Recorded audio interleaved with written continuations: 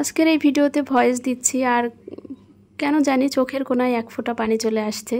খুব ইমোশনাল হয়ে যাচ্ছি এই কারণ গিফট পাওয়া সবার ভাগ্যে কিন্তু জোটে না। শ্বশুরবাড়ি থেকে কোনো জিনিস পাওয়া সবার কপালে কিন্তু হয় না।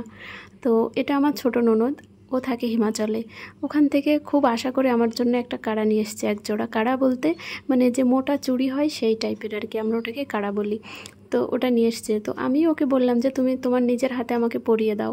আর আমার হাতে চুড়ি ছিল না, চুড়ি খুলে রেখেছিলাম। তো ও পরাতে গিয়ে চুড়িটা একটু ফেটে গেছে, মন খারাপ করে বসেছিল। তারপরে ওর নিজের হাত থেকে চুড়ি খুলে আমাকে কিন্তু পরিয়ে দিয়েছিল।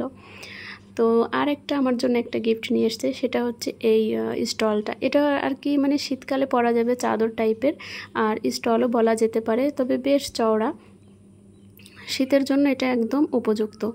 তো খুব ভালো লাগছিল। অ্যাকচুয়ালি ওকে আমি কিছুই দিতে পারিনি, কিন্তু ও আমার জন্য এই জিনিসগুলো এনেছে। আমার কিন্তু ভালো লেগেছিল, তার সঙ্গে একটু গিল্ট ফিল হচ্ছিল যে আমি তো ওকে কিছুই দিতে পারিনি।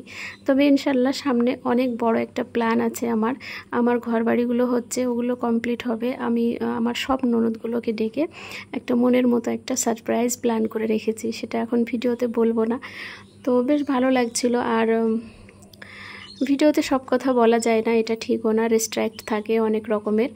তবে বারবার এটাই বলতে ইচ্ছে করছে কি কিছু না জানিয়ে, কাউকে না জানিয়ে কারোর জন্য কিছু আনাটা কিন্তু আর তাকে দেওয়াটা, এটা সত্যি একটা এমন একটা সাসপেন্স, এমন একটা মানে আনন্দের বিষয় বলে বোঝানো যাবে না। তো এই যে আমার হাতে কিন্তু ও পরিয়ে দিয়েছে, ওই লাল চুড়িটা ওর হাতে পরা ছিল, ও আমাকে ওটা পরিয়ে দিয়েছে। তো রাত্রে আমরা গল্প করছিলাম, আর তারপরে খুব বেশি ভিডিও আর বানাইনি।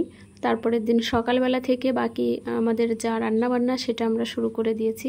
তো এখানে সবার প্রথমে যে ইয়াসিনের আব্বুকে বললাম তুমি খাওয়া দাওয়া করে পোলট্রিটা নিয়ে এসো, তো ওটা নিয়ে আসলো। এবার আমরা ননদ ভাবি মিলেই এটা আমরা পরিষ্কার করে নিলাম। আর মনারা কিন্তু আজকে স্কুলে যাচ্ছে।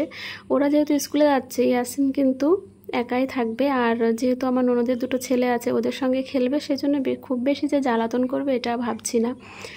তো তারপরে আমরা টুকটুক করে কাজ টাজ গোছাচ্ছি আর কি। আর আমার ননদ মানে আমার 5টা ননদ, তো 5জনই কিন্তু এরকম খুবই কাজের।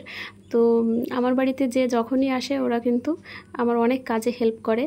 তো আজকে ছোট ননদটাও আমার কিন্তু অনেক কাজে হেল্প করেছে। ও সবজিগুলো কেটে দিচ্ছিল, মশলাগুলো কেটে দিচ্ছিল, আর এখানে পোলট্রিটাও পরিষ্কার করছিল। আমিও অবশ্য একটু হাত লাগিয়েছিলাম, তবে বেশিরভাগটাই ও করেছিল। আর এটা তারপরে এই যে আমি কি কি রান্না করব সেগুলো কেটে রেখেছি, বরবটি, আলু, এটাও ও কেটে দিয়েছিল। আর ফ্রিজ থেকে মাছগুলো বার করেছি, মাছের ঝোল বানাবো, মানে মাছের কালিয়া বানাবো, আর হচ্ছে বরবটি আলুর ভাজি বানাবো। তো খুব বেশি রকম আয়োজন করছি না। আর আমার একটা কমন রেসিপি আছে, সেটা হচ্ছে মাছের মাথা দিয়ে মুগ ডাল, ওটা তো অবশ্যই করব। তারপরে পটল ভাজি।